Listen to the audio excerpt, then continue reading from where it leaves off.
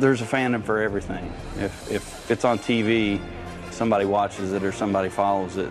Getting them to come collectively together and see the joy that they have in the celebration of whatever it is they follow is such a nice thing to see. That's what I like about conventions. Lexington's actually one of my favorite shows, especially Lexington Comic and Toy Convention. The guy that runs it, Jared, does an amazing job. Like, he still cares, he's still a fan. It's not about just a dollar bill to him. Like, that's why he puts on such a good show. Back in 2011, my wife and I were discussing putting on an event at the Lexington Center. We came up with the idea of trying to do a comic and toy convention there. My son and I, my youngest son, had been kind of messing around on and off with Power Ranger toys, and he was an avid Power Ranger and Transformer collector at the time. So comics and toys, something I've been into for a while, and he and I were doing together, so it just made a nice little event to get on board with. Lexington Comic Con is probably one of the best cons I've ever been in, nationwide. It's really, really good. It stacks up really well to the rest of them. Plus, it's kind of cool to hang out here anyways, so I would probably be coming here if I wasn't selling art.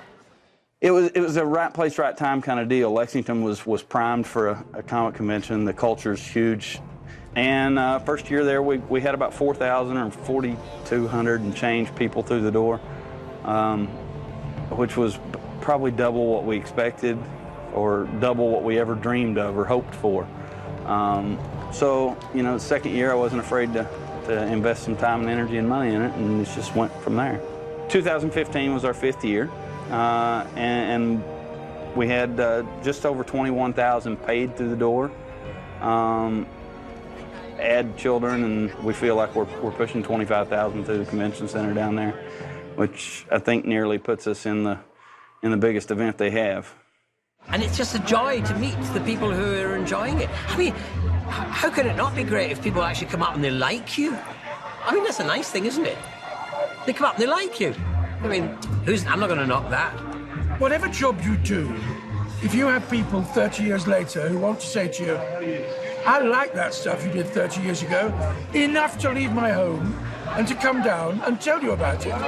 All you can do is say, gee, I am not worthy. I have nothing to say that Colin and Sylvester haven't already said.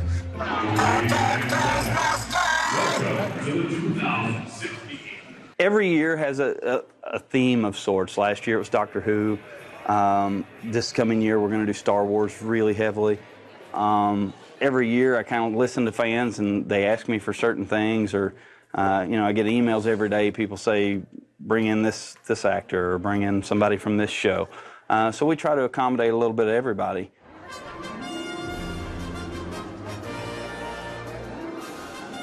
I'm a full-time Batman now. So we visit hospitals, schools, anti-drug, anti-bullying, grief counseling, drug rehab centers, pretty much anything and everything that kids or adults would deal with. That's what we do. The demographics on this thing are crazy. Most people just have no concept, I guess. Comics, I always say, are the great equalizer. It's the one place a plumber and a brain surgeon can get together and talk about Spider-Man. So there's a little something at our convention for everybody. We have stars from the CW shows that I guess historically teenage girls are all about, and then we try to have things that Dad will enjoy as well. So we have a little something on the floor for everybody. There's plenty for fans to do. Whether it's donning a cape as your favorite character, playing games in the tabletop gaming room, checking out the great comic book artists, shopping for unique treasures, or meeting the stars and getting their autographs. There's even speed dating. So sci-fi speed dating, this is my company, this is what I do.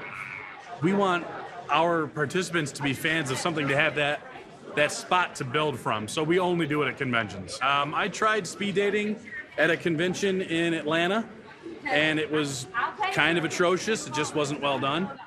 So I suggested the idea to another convention. They said, hey, yeah, speed dating sounds like a great idea. How does it work? And finally they said, here, you run it for us. And okay, and it just blew up, and we're like, why don't we just do this for a living, guys? So we turned it into a business, and That was 6 years ago, and we've been doing it ever since.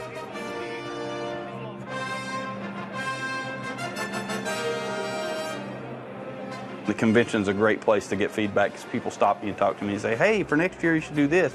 We start planning for next year, but essentially the day after the convention. So immediately when I get back home, I start sending out feelers for guests and trying to address problems that we had this year. So those will start while they're fresh in everybody's mind. So we'll start getting a handle on what to do with those. So planning's a year-long thing. It's a part-time job up until, say, October or so. October every year, our tickets go on sale for the following convention, so my workload really picks up at that point. It becomes what most people would consider a full-time job after that. There's lots of conventions out there. There's lots of good conventions out there. We like to think we're one of them, but we'll be back at the Lexington Center there. We just hope to be back there bigger and better than ever.